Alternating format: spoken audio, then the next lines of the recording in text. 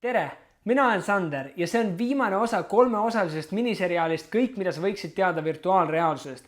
Selles osas vaatame lähemalt, milline on virtuaalreaalsuse potentsiaal, milliseid eluvaldkondi see võiks üldse mõjutada, millised on argumendid virtuaalreaalsuse edukuseks ja millised on need nõrkused virtuaalreaalsuses ja lõpuks teeme ka kokkuvõtte. Vaatame lähemalt.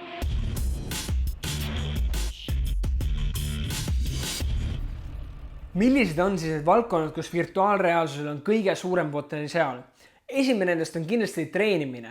Mõelge sellele, kui juba täna NASA kasutab selleks, et treenida oma kosmonaute, selleks, et kulutada palju raha ja tegelikult teha neid nii-öelda reaalelu simulatsioone, saab seda teha virtuaalreaalsuses. Seda kasutatakse juba praegu ka pilootide treeningul.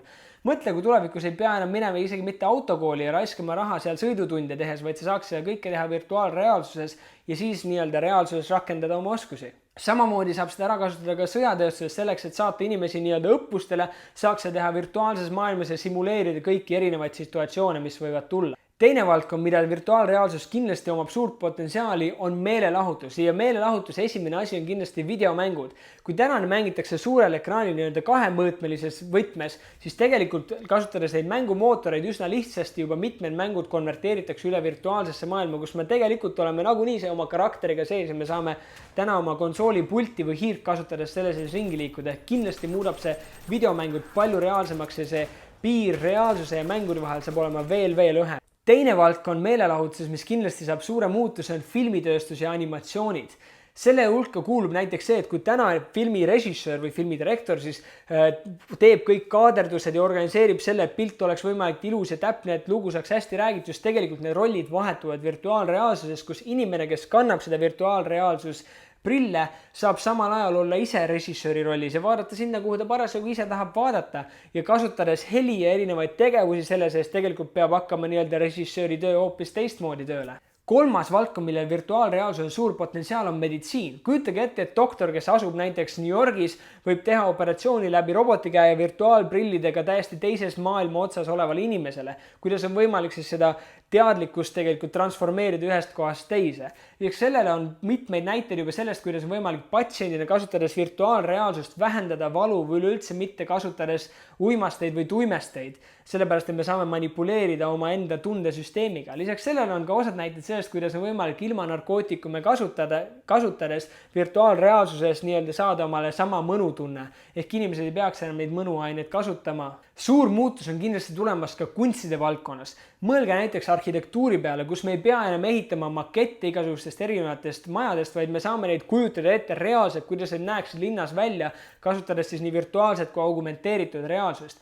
Kindlasti saab see muutma ka kunsti, sest kunst ei pea enam siis olema nii-öelda kahemõõtmine, mitte et see kuskile ära kaoks, vaid on võimalus nii-öelda uus tasand luua kunstile, kus meil on võimalik objekte vaadata nii seest, alt, üleval, paremalt, vasakult ringi liikuda ja täielikult uurida seda, ehk täiesti uus kunstivorm võib siit sündida. Lisaks sellele mõjutab see kindlasti ka moodi. Me saame nii-öelda virtuaalses maailmas proovida endale selge igasuguseid riideid ja neid ka endale seeläbi soetada. See viib ka tegelikult järgmise punktini, mida see võib kindlasti mõjutada, on tänane kaubandus. Selleks, et minna kuskile poodi ja olla järjekorras, ma saan tegelikult sama moe oma poekäigu ära teha ka virtuaalreaalsusprille kasutades. Ma saan poes ringi jalutada, samamoodi valida omale, katsuda asju korvi panna ja lõpuks need tuuakse mulle ka ukse taha. Ehk siis mõtle nagu Osta.ee või Amazon või eBay, aga lihtsalt 3-mõõtmelises 360-kraadilises maailmas. Kuuendaks võib virtuaalreaalsus kindlasti muuta ka kogu tööturgu. Kujutage ette, kui me ei pea enam kõik minema ühel ajal ühte samma kohta, vaid me saame ennast transporteerida sinna virtuaalreaalsus maailmas. Me ei pea enam olema kuskil autodega ummitus, me ei pea olema selliseid kõrgeid kontorihooneid. Ma saan panna omale näiteks kuskil rannas olles, panna omale prillid pähe ja samal ajal olla Tallinnas kesklinnas kontoris. Võtan prillid ära ja lähen tagasi surfama näiteks. Ja selle hetkel tekib üldse küsimus, miks meil on vaja kogu seda infrastruktuuri, mis linna on ehitatud, transpordisüsteemi, mis linnadesse on ehitatud, kui tegelikult tulevikus võib-olla on see võimalik asendada virtuaalreaalsusega. 8. asi, mille virtuaalreaalsus on kindlasti suur potentsiaal, on ka muuta meie tarbimisharjumusi. Ehk selle asemel, et kõik peaksid omale ostma Ferrari füüsiliselt, et tootma metalli ja selle kokku panema, transportima ja siis veel kütust ostma, kõik see võib ära jääda, kuna igaüks saab omale osta virtuaalreaalsuses 10 euro eest näiteks Ferrari äpi, omal visuaalselt saada sama kogemuse, heliga saada sama koha, kehaga sama tunnetuse, nagu sa oleksid autos ja tunda, nagu sa katsud seda rooli ja saada sama elumus kätte. See tähendab seda, et meie tarbimine võib täielikult muuta. Ma võin ennast transportida ilma, et ma läheksin kunagi lennuki peale Taisse või kuskile Egiptusesse näiteks või ma saaksin endale valida ükskõik kella, mis ma tahan. See vähendab tarbimist, see vähendab loodusressursside kasutust ja lõppkokkuvõttes on kasulik kogu maailmale. Ja viimasena on kindlasti suur potentsiaal muuta ka meie mälu ja meie kogemusi. Mõelge, kui täna te lähete oma vanaemaga laua äärde ja teete 360-kraadise pildi või video ja te saate seda anda edasi oma lapselastele, kes saavad ennast transporteerida peaaegu 100-aastases vahemikus ja tunda seda, mis tunne oli see laua taga istuda selle inimesega, keda teile enam tegelikult ei ole võimalik näha näiteks. Selle asemel lihtsalt, et vaadata pilti, ahah, see oli seal, need inimesed olid seal, saad tunda, mis tunne see oli olla koos selle laua taga ja näha kõiki neid ja kuulda kõiki neid emotsioone, mis seal olid. Lisaks sellele on ka mitmeid teste tehtud selles, kui inimesed ennast transporteerivad sellistesse olukordadesse, siis pärast nad oma sõpradele jagavad muljeid, kui justkui ma olin seal, ma nägin seda, ma tundsin seda, kuigi tegelikult nad ei ole kuskil liikunud või kuskil oma kohta vahetanud. Millised on siis argumendid selleks, et virtuaalreaalsus ei saa toimuma sellel 3. rallil virtuaalreaalsuse massidesse toomisel? Esimene asi on see, et see riistvara täna on ikkagi nii suur ja nii keeruline, et seda ei ole võimalik igal ühel oma kodus sisse seada, pannes sensorid kuskile nurkadesse, sidudes selle veel oma arvutiga, et sul oleks suur ruum, kus sa saaks ise ringi liikuda selle sees ja see on keeruline. Lisaks sellele need prillid täna on piisavalt suured ja ebamugavad, et need täiesti pikka aega kanda.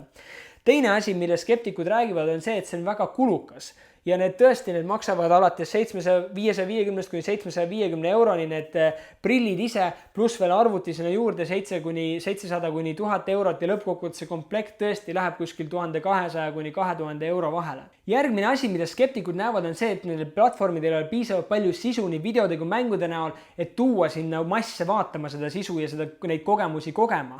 Lisaks sellele nad ütlevad, et see on väga madal adoptsioonitase, ehk siis väga vähesed inimesed tegelikult ostavad omale need seadmed ja see jääb tihti alla miljoni või miljonite piirile ja see ei jõua kunagi 10 ja 100 miljoniteni. Lisaks sellele näevad skeptikud, et see on nii-öelda barjäär sotsiaalse suhtluse vahel, ehk kui ma panen selle endale pähe ja ma liigun toas ringi, siis ma ei saa samal ajal suhelda teiste inimestega ja ma olen tihti teistel ees ja rikun nende elu sellega, ehk see tegelikult nii-öelda on järgmine takistus meie elus selle asemel, et see oleks lahendus. See on see, mida skeptikud arvavad. Mida arvavad siis inimesed, kes pooldavad virtuaalreaalsust või selle tulekut ja näevad, et seal ei ole mitte mingit muud lahendust?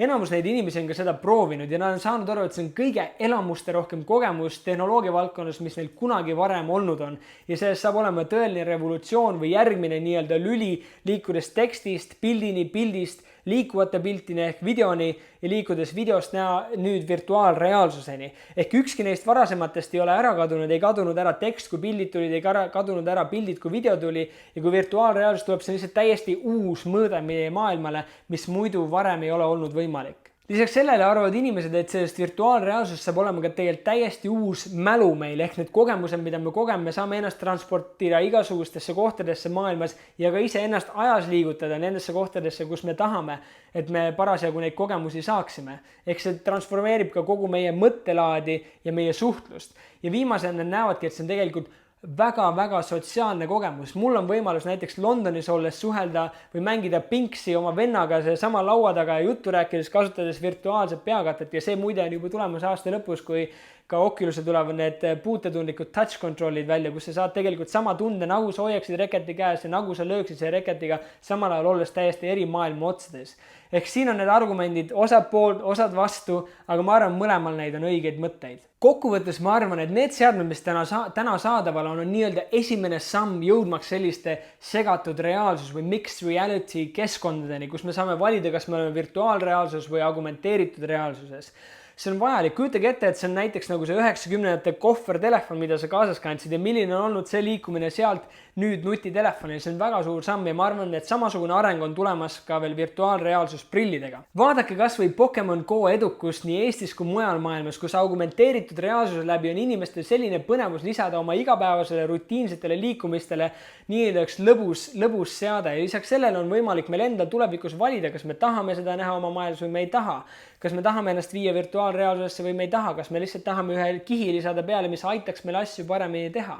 ma arvan, et see virtuaalreaalsus ei ole lõpplahendus, ma arvan, et see on esimene samm, kindlasti tuleb see palju arenguid veel augmenteeritud reaalsuseni nagu Microsofti HoloLensiga ja lõppkokkuvõttes segatud reaalsuseni või siis mixed reality, kuhu me jõuame läbi Magic Leapi ja teiste seadmete, mis lõpuks on meil nii eluosad, et me isegi ei pane tähele, need eksisteerivad. Ja ma usun, et sellest saab olema viimane ekraan, nii-öelda nagu telekas oli esimene ekraan, telefon oli meil teine ekraan, sellest võib saada viimane ekraan, kus me saame ise valida, kas ma tahan panna oma televisiooni, teleekraani ette, kas ma tahan telefoni ekraani panna ette, ma saan kujutada endale, mis kella ma tahan omale käe peale, ma saan omale ette kujutada terve kinosaali või mis iganes mulle pähe tuleb ükskõik mis keskkonnas.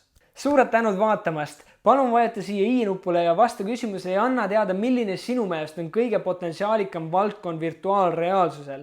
Lisaks sellele, kui sa ei ole näinud esimest osa ja teist osa, kus ma räägin rohkem sellest, mis on virtuaalreaalsus, mis on selle ajalugu ja miks see just nüüd ilmselt massidesse läheb ja teises osas, kus ma näitan neid kõige lahedamaid kogemusi, mis täna saadaval on, siis ma soovitan sul ka neid vaadata. Suured tänud veel kord ja näeme järgmises videos.